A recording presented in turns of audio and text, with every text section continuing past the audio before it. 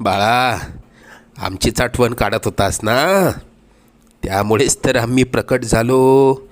अरे मायबाप मानतोस ना आम्हाला, मग तुला पैशांची गरज असताना सांगायचं ना. कोणापुढेही हात पसरू नकोस. लोक 2-4 हजारांची मदत करतीलही, पण तुझ्या मागे सर्वांना तुझी मजबुरी हसत सांगतील. आता तुला कोणापुढे हात पसरण्याची वेळच येणार नाही. तू आजपर्यंत भरपूर दुःख सहन केलंस.